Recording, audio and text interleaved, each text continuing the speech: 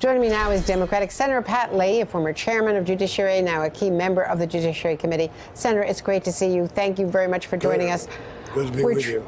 I wanted your reaction to Mitch McConnell. The FBI investigation is only in its second or third or fourth day at most, and they have yet to interview some key players, including Dr. Ford.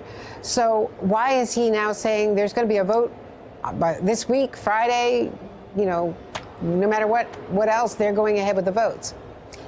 This is one of the most incredible self-serving comments I've heard since I've been in the Senate, and I've been here a long time.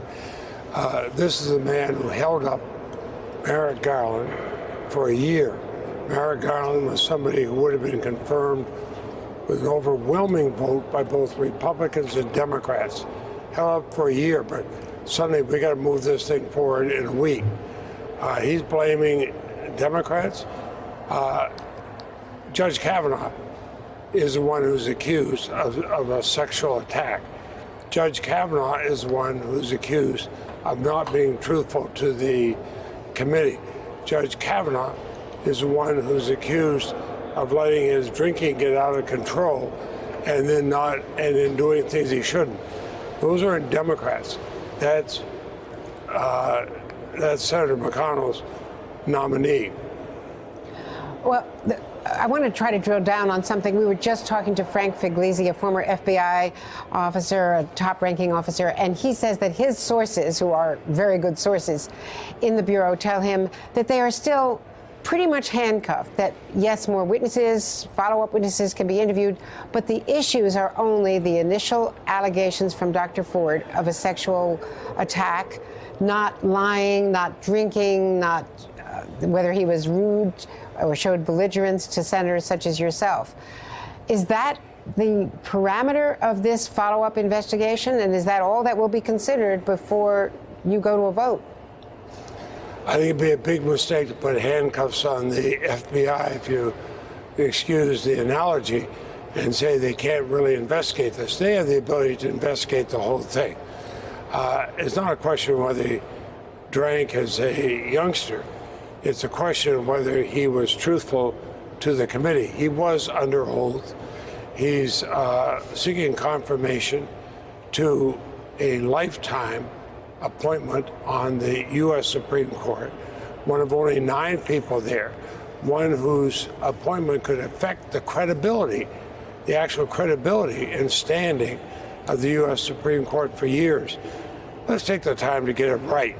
I was in Vermont this past weekend. Everybody I talked with, whether Republicans or Democrats, said, why the hurry? What are they trying to hide? I was a prosecutor. When I was a prosecutor, I want to get all the facts. If it took an extra few days to get them, then take the extra few days. This trying to rush through, trying to limit the investigation, you have to ask, what are they trying to hide? Now, I'm trying to figure out what the appropriate threshold should be. When we talk about him either misstating facts or claiming ignorance or lying to the committee, not to the level of perjury. We're not talking about a legal standard of proof here. We're talking about character, about honesty, and about being an officer of the court at the very highest level. I wanted to show you an exchange, as well as his demeanor, an exchange with you last Thursday. Senator, let me take a step back and explain high school. I was number 1 in the class. Freshman. And I thought no. I thought only the Senate. You got this up. I'm gonna talk about my high school. No. I'm gonna let him answer. I'm gonna talk about my high school record. If you're gonna sit here and mock me, I think we were all very fair to Dr. Ford. Shouldn't we be just as fair to Judge Kavanaugh? I busted my butt in academics. I always tried to do the best I could. Does this reflect what you are? Does this yearbook reflect your focus on academics and your respect for women? That's easy, yes or no. You don't have to filibuster the answer. Does it reflect your focus on I already said the yearbook in my opening statement. The yearbook was obviously... Just wait a minute. He's asked the question. I'll give you time to answer it. And it went on and on like that. Now, Jeff Flake was just at an Atlantic conference, and he said, the interaction with the members was sharp and partisan, and that concerns me. And I tell myself, you give a little leeway because of what he's been through. But on the other hand, we can't have this on the court. We simply can't. You know, I watched, actually I watched it the next day, but the Saturday Night Live skit with Matt Damon. Unfortunately, that was too accurate of what Judge Kavanaugh was like. I've never seen a judicial nominee like this. It does not reflect a judicial temperament.